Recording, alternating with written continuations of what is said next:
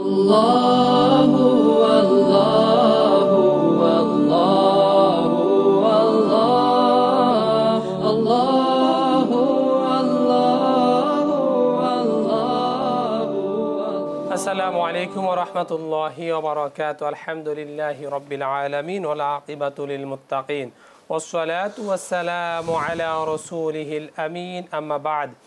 কাছে দূরে বিশ্বের যে প্রান্ত থেকে দেখছেন আপনাদের প্রিয় চ্যানেল দেশ টেলিভিশনের পর্দায় আপনাদের প্রিয় অনুষ্ঠান ZSRM নিবেদিত আলোর দিশারি অনুষ্ঠান powered by Evana cable co sponsor Shahzadi 2-in-1 মেহেদি।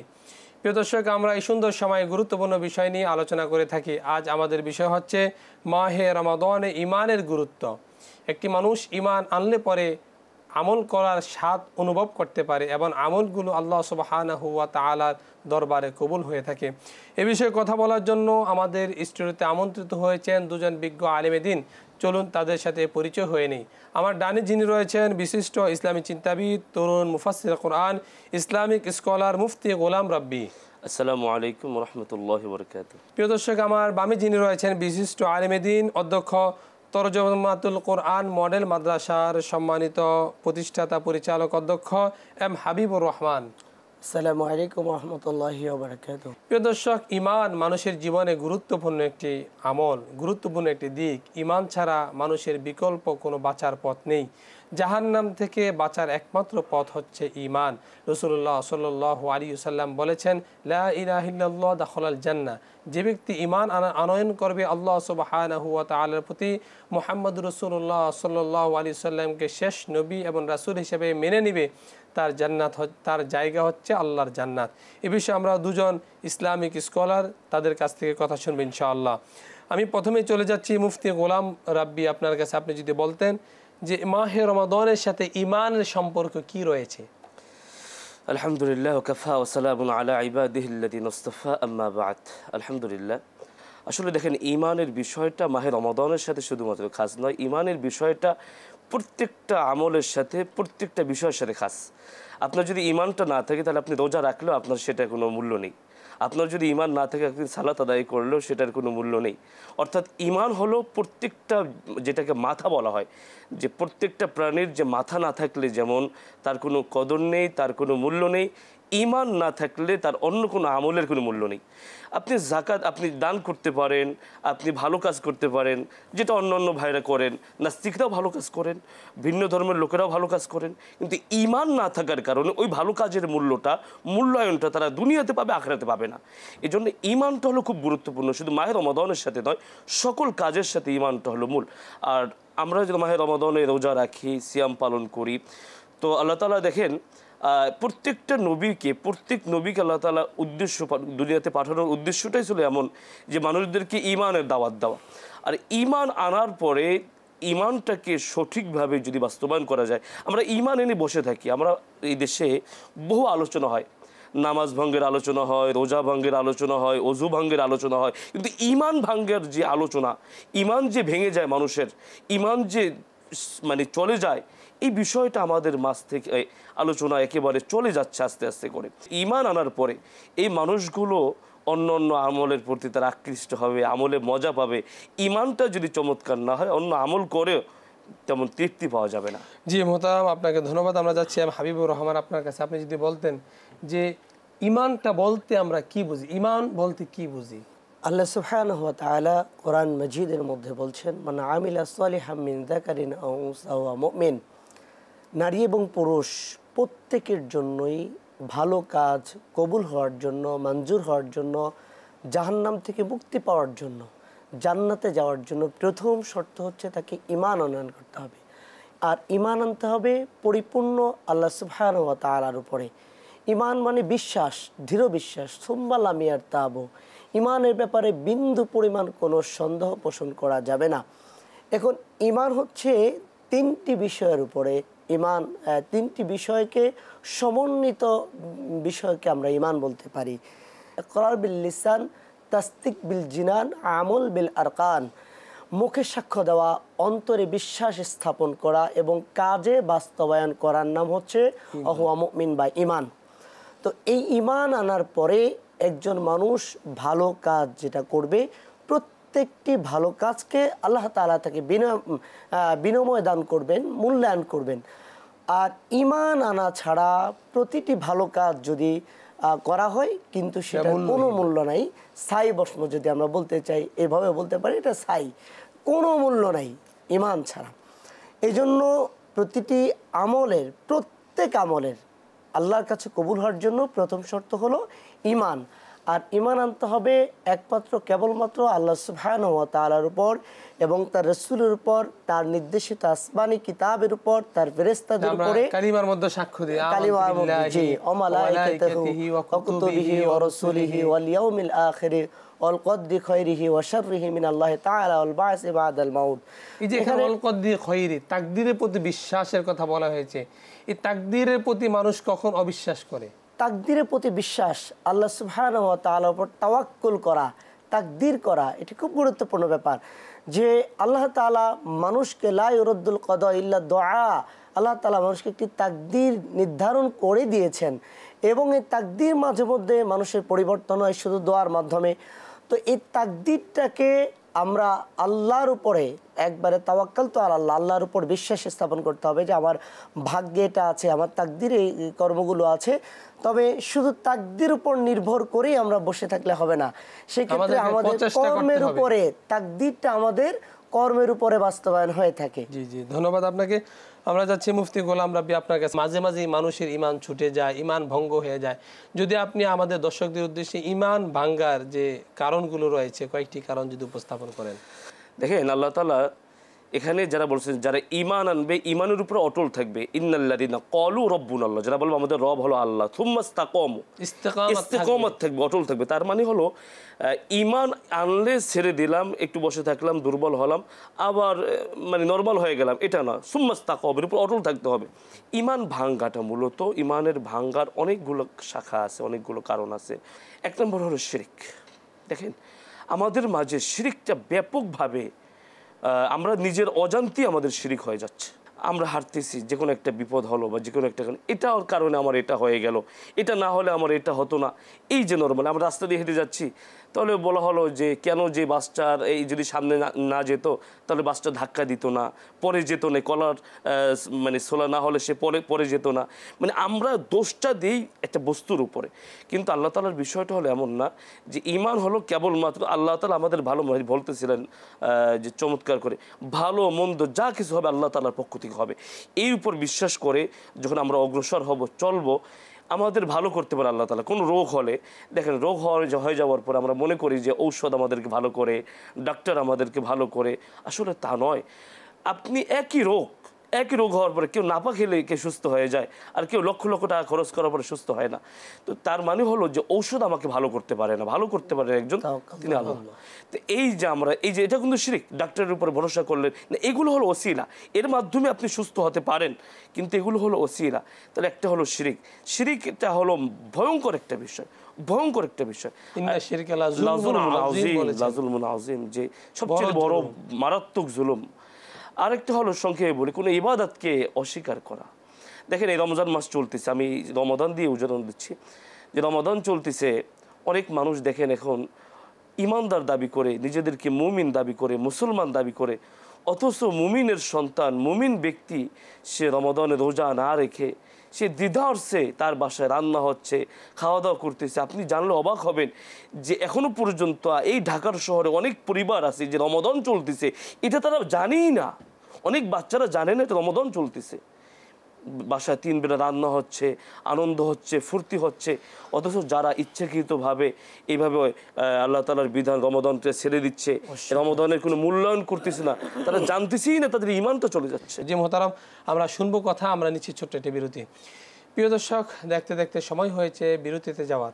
আপনারা দেখছেন ZSRM নিবেদিত আলোর দিশার অনুষ্ঠান, powered by Evana cable, co sponsor Shahzadi 2-in-1 মেহেদি।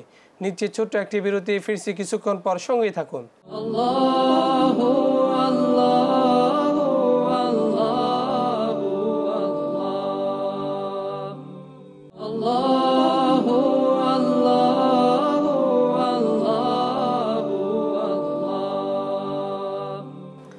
আসসালামু আলাইকুম ওয়া রাহমাতুল্লাহি ওয়া বারাকাতুহু। প্রিয় দর্শক, এতক্ষণ পর্যন্ত সঙ্গে থাকার জন্য ধন্যবাদ। আপনারা দেখছেন ZSRM নিবেদিত আলোর দিশার অনুষ্ঠান, powered by Evana cable, co sponsor Shahzadi 2-in-1 মেহেদি। যে মুহতারাম, আমরা আলোচনা করছিলাম যে ঈমান ভঙ্গর কারণগুলো। আমাদের আজ এই ঢাকা শহরে অনেক ফ্যামিলি আছে যেখানে মাহে রমাদান চলছে, অনেক ছেলে মেয়েরা জানে না, কিন্তু আল্লাহ তাআলা বলেছেন কু আনফুসাকুম ওয়া আহলিকুম নারা, তুমি নিজে বাঁচো এবং তোমার পরিবার পরিজন আহাল যারা রয়েছে তাদেরকেও জাহান্নামের আগুন থেকে বাঁচাইতে হবে। এই জন্য মাহে রমাদান আসছে, আমাদের ছেলে সন্তানদেরকে আমাদের তাগিদ দিতে হবে মাহে রমাদানের পবিত্রতা রক্ষা করার জন্য। যে আমরা চলে যাচ্ছি হাবিবুর রহমান আপনার কাছে, আপনি যদি বলতেন যে ঈমান আমরা যে আনয়ন করেছি, ঈমান আনয়নের পরে আমাদের কাজগুলো কি কি রয়েছে? চমৎকার ব্যাপার। ঈমান আনার পরে রাসূলুল্লাহ সাল্লাল্লাহু আলাইহি ওয়াসাল্লামের সাহাবী হযরতে আব্দুল্লাহ ইবনে ওমর রাদিয়াল্লাহু তাআলাকে প্রশ্ন করা হয়েছিল যে সাহাবায়ে কেরামের ঈমানটা কেমন ছিলেন, ঈমানের যে মাপকাঠিটা এটা জানার জন্য চেয়েছিলেন। তো তিনি জবাব দিয়েছেন, আল ঈমানু ফি কুলুবিহিম আ'জামু মিনাল জাবাল। সাহাবায়ে কেরামের ঈমান ছিল মজবুত, পাহাড়ের চাইতেও মজবুত। এই ধীর ঈমান আনার পরে প্রথম একজন মুমিনের দায়িত্ব হচ্ছে তারা আকিমুস সালাহ, নামাজকে প্রতিষ্ঠিত করবে, নামাজকে কায়েম করবে। তারপরে বুনিয়াল ইসলামু আলা খামসিন শাহাদাতান আশহাদু আল্লা ইলাহা ইল্লাল্লাহ ওয়া ইকামাস সালাহ। এই যে আমরা এই হাদিসের মধ্যে পাই, রাসূল সাল্লাল্লাহু আলাইহি ওয়াসাল্লাম বলছেন, কেউ আল্লাহর উপর এই কথা সাক্ষ্য দেওয়ার পরে, ঈমানের সাক্ষ্য দেওয়ার পরে তার 2 নম্বর দায়িত্ব হচ্ছে তার নামাজ আদায় করা। এখন নামাজ অত্যন্ত গুরুত্বপূর্ণ একটি বিধান। যদি আমরা বলি ইসলামকে যদি ধরি একটি ঘর, আর ওই ঘরে প্রবেশের প্রথম দরজা হচ্ছে সালাত, নামাজ। একে দুঃখজনক বিষয় হলো, সত্য কথা, আজ এই গোটা বাংলাদেশে আমরা কত পার্সেন্ট মুসলমান নামাজ আদায় করছি, আবার যারা করছি তারা নামাজের যে যথাযথ হক আদায় করতে হয় ওই হক আদায়ের ব্যাপারে আমরা উদাসীন। জি মুহতারাম, আপনাকে ধন্যবাদ। আমরা যাচ্ছি মুফতি গোলাম রাব্বি আপনার কাছে। আপনি যদি বলতেন, অনেকে দেখা যায় মাহে রমাদানে সিয়াম রাখে কিন্তু সালাত আদায় করেন, এই বিষয়ে আপনি কি বলেন? আল্লাহ তাআলা চমৎকার করে বলতেছেন যে যারা ঈমান আনবে, ইন্নাল্লাযীনা আমানু ওয়া আমিলুস সালিহাত, ঈমানের দাবিটাই হলো নেক আমল করা। ওয়া আমিলুস সালিহাত, আমলে সালেহ করা, মানে নেক আমলটাই হলো আমলে সালেহ। ঈমানের দাবি হলো সালেহ করা, অর্থাৎ নেক আমল করা। যারা রমাদানে রোজা রাখবে, যারা যাকাত দিবে, তারা তো প্রকৃতপক্ষে ঈমানদার।